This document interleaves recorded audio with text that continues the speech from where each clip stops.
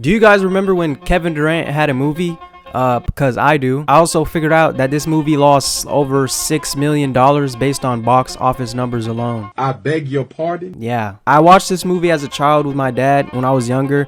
And you know what? I decided I'm going to watch it again because I just thought about it. And I'm going to just say that it is the basketball movie of all time. So the movie starts out with our main character here, Brian, a kid that is a water boy for his school basketball team. He also happens to be a Kevin Durant fanboy. And after watching some Kevin Durant highlights, he gets a little delusional and thinks he can do the same thing. Though I can't say it's delusional. I think everyone does this. I guess you could call it universal hooper delusion. This movie is trying with its every might to show us that our friend Brian here is bad. Like, so bad.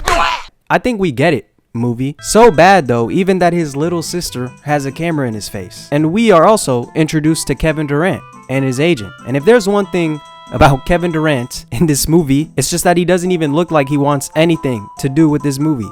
Every single scene where he's lined up with his over charismatic manager, we really just get to see how much KD looks like he's not having fun. Anyways, we reach a point where Brian here has a little crush. He goes up to talk to her, and right as he's about to do that, we get hit with footage of Brian embarrassing himself on camera. I'm not gonna lie, I'm airing out the whole place after that. You ever have those dreams? I know this is gonna sound crazy, but I know I'm not the only one that had this dream. Dreams where you can recall in your sleep of being in your underwear at school. The most random dream. That's how I imagine that. That's like this dream coming true. Like, guys, I'm moving states after this. I'm switching schools, whatever I can do. Mind you, like I said, this is like in front of his crush. Like, it's right in front of the shorty right here.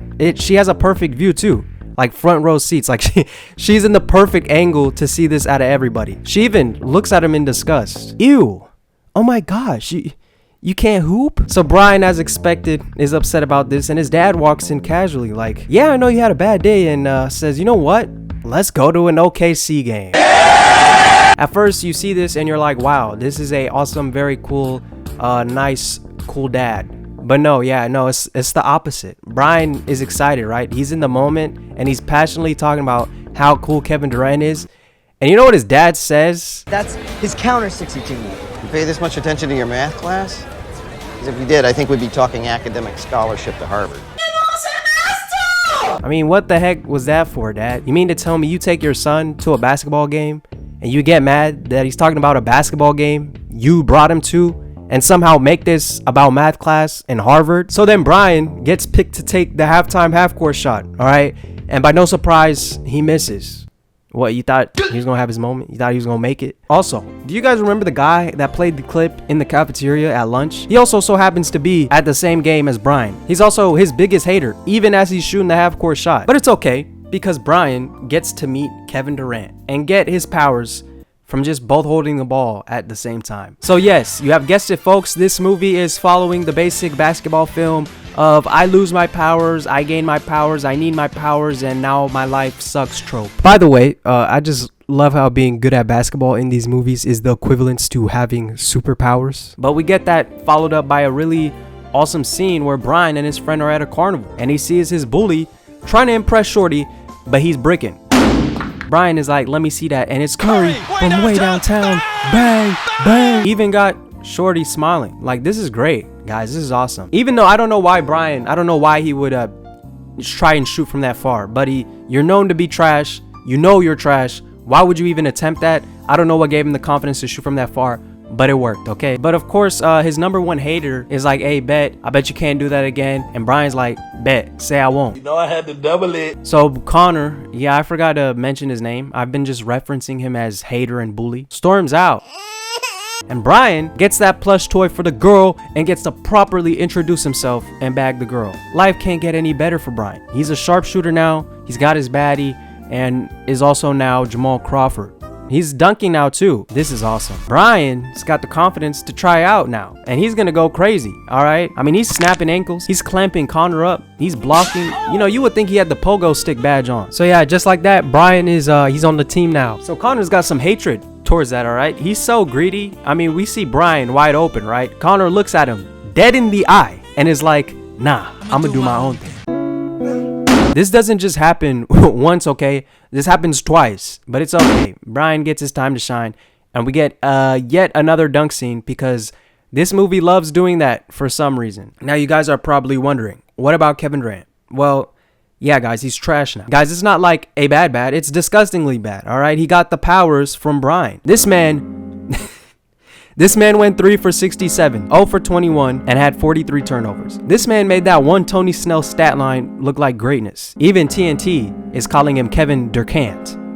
That's wild. The funniest thing about this, though, is that Kevin Durant himself doesn't even care. His manager cares more about this whole situation more than him. And guys, when I say he cares more about this situation than KD himself, I mean it. He makes it a mission to understand what is the root, and he finds himself convinced that Brian stole KD's powers. I mean, he's doing side-by-side comparisons and whatnot. He is on it. This is probably the greatest manager of all time. But Kevin Durant can't seem to appreciate the effort. He even threatens to fire the agent. But if you put this idea out, I guarantee you're fired. Really, KD? Really? But that does not stop Alan, our agent, from being the greatest of all time, okay? Alan is single-handedly the greatest thing about this movie, I think. Now, yeah, he's the greatest thing about this movie. He takes it to the extreme measures. So much so that he pulls up to Brian's school out of the blue with KD and tries to make them touch each other to swap powers back. But all of a sudden, KD is a student now. But guys, like I said for the 5th time now, KD really obviously does not want to be in this movie.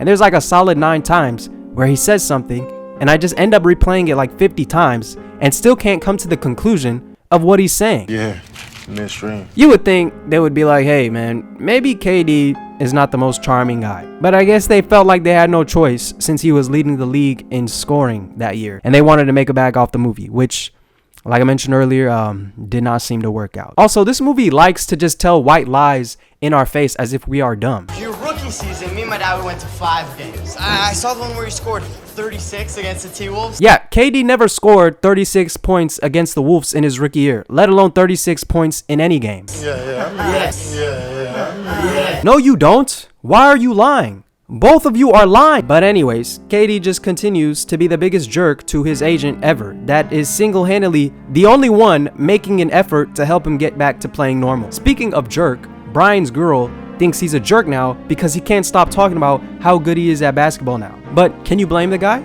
I mean, if I was averaging 40 points a game in high school, I wouldn't shut up about it either, man. But guys, when I say Alan the agent, that flows so well. Alan the agent. He is literally the greatest thing about this movie. He's the only guy that I could laugh at when it's not something that's like hysterically bad and not meant to be laughed at. You know, Michael Jordan got cut from his high school team sophomore year. Every kid who's ever sucked hangs on to that story. I can't even respond to that. We also get another moment of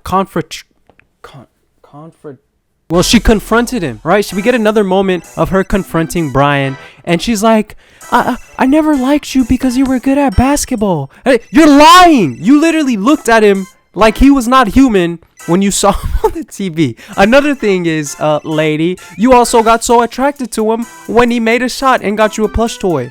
This girl is so manipulative, all right? Brian, run away. This is not the girl you want. She take my money when I'm in need. Brian, after some non-existent character development, he randomly, for no reason, decides he wants to give KD his powers back. There would be like some coming of realization where he's like, man, this is not for me. I'm not being myself. But he's like, nope, I just look at this poster and decide I'm gonna call KD's agent. I don't know about you guys, but I'm keeping the powers and I'm using it to be an LA Fitness final boss. So Brian calls the agent and they set up a 1v1 to convince KD that his powers are stolen, and Brian here is cooking KD up. The proof is in the pudding, guys. So KD is finally convinced, except the problem is he can't even get the powers back. And I don't even know why he's sad. Buddy, you're a baller now, all right? Turn that frown upside down. But actually, guys, it's time for a stupid plot device.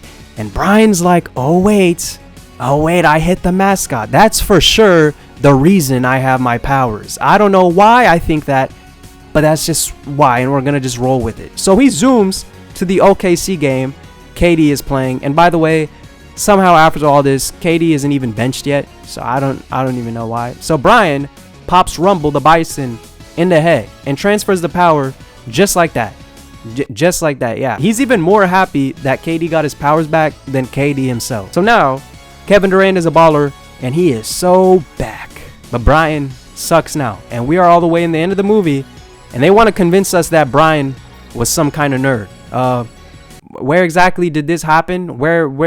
Someone needs to tell movie writers, not every non-popular kid in a high school movie is a geek. Anyways, Brian's girl is still there for him. Even his friends that we don't know about can't believe how he bagged that. Brian? So now, since Brian sucks, he's selling this championship game that he got his team all the way to by basically stealing powers. But who does he see? Kevin Durant. Kevin Durant pops out of nowhere. But at the buzzer, even without Kevin Durant's powers, Brian hits the shot clock cheese.